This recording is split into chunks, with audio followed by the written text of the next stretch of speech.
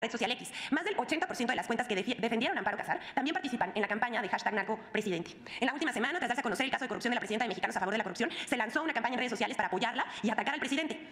Estas son, estamos viendo en la pantalla, las principales cuentas que apoyaron en X a Casar. Ustedes las están viendo, hay algunos personajes que por supuesto no podemos mencionar, pero a los que sí es a Claudio X González, Emilio Álvarez y Casa, Jorge Triana, Mexicanos a favor de la corrupción, Sociedad Civil MX, y decía yo, es un largo etcétera, pero estas fueron las 10 principales cuentas con más alcance que apoyaron a Casar y atacaron al presidente. Lo más interesante de esto es que 8 de cada 10 cuentas que defendieron a Amparo Casar en redes también impulsaron la etiqueta de narcopresidente en las últimas semanas. Aquí vamos a ver la gráfica.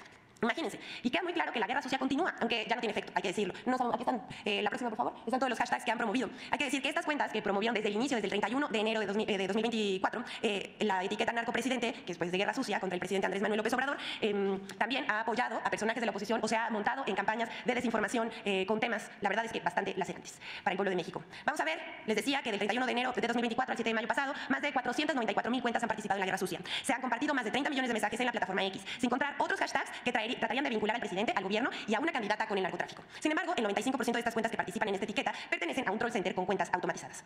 Un dato relevante es que solo el 1.4% de estos tweets son originales, el resto son retweets, citas y solo para inflar la tendencia.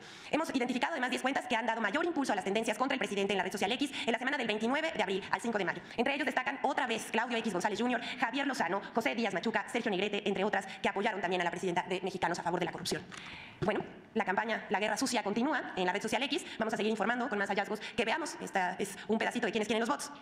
Y vamos a terminar esta sección con 2 temas más.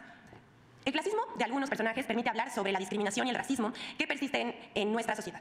Las noticias falsas, las estrategias de desinformación, manipulan los prejuicios para generar antipatías y odio hacia quienes se descalifica, sea una persona o un grupo social. En nuestro país el clasismo está asociado con el racismo, pero llama la atención cuando sale a relucir sin ningún sentimiento de culpa. O sea, lo expresan como si lo que dijeran no tuviera ninguna consecuencia. Es más, vamos a darles este ejemplo. El 4 de mayo pasado, Chumel Torres fue entrevistado por un youtuber. Desde el rincón de la ignominia, el comediante, o dice que es comediante, conductor de noticias de Radio Fórmula y líder moral de la oposición, hizo gala de su desprecio por la mayoría de los mexicanos, desde la comodidad de su privilegio. Así, sentadito, diciendo que él jala mucho, Chumel muestra su clasismo con desenfado y orgullo y reafirma a su modo sus prejuicios racistas y prácticamente él dice algo que pues da mucha vergüenza, la verdad. Casi dice que el pobre es pobre porque quiere. Pero no me crean a mí, vamos a escuchar sus palabras, sus lamentables palabras, para que ustedes formen su propia opinión. Vamos a escuchar a Chumel Torres. Que al mexicano le interesa, deposítame sin trabajar. ¿Por qué? Porque me te da de verga, güey. Y así va otra gente. No me quites las asistencias, güey. No, ¿por qué? Porque ya chingué, güey. ¿Dirías que somos huevones? No lo diría, lo opino, güey. Somos huevones. Te voy a decir por qué. Yo tengo lo que tengo, no es por dejar mucho, güey. Sí. Literal. O sea, yo voy a las escuelas de comunicación y le digo, yo sé más que tu profe. ¿Por qué? Porque estudio más que tu profe. Pues no solamente es ignorante, clasista, racista, también es arrogante. Pero esto, lo que dice José Manuel Torres, no es verdad y le vamos a demostrar por qué no, porque lo que está diciendo es de la comodidad de su privilegio y no, el pobre no es pobre porque quiere.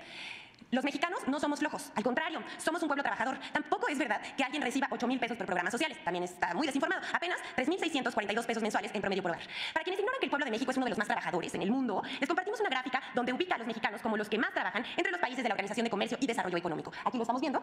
De los países de la Organización de Comercio y Desarrollo Económico, los mexicanos son los que más horas trabajamos, un promedio de 2,226 horas anuales. España se encuentra por debajo de la media de la Organización de Comercio con 1,644 horas al año frente a 1,752, que es la media de la organización. Los gobiernos neoliberales usaron los bajos salarios como una ventaja en el comercio internacional y por 36 años castigaron los ingresos de los trabajadores, que perdieron más del 70% de su poder adquisitivo. En esta administración, la administración del presidente Andrés Manuel López Obrador, en acuerdo con patrones y trabajadores, el salario mínimo ha recuperado su poder adquisitivo en 108%.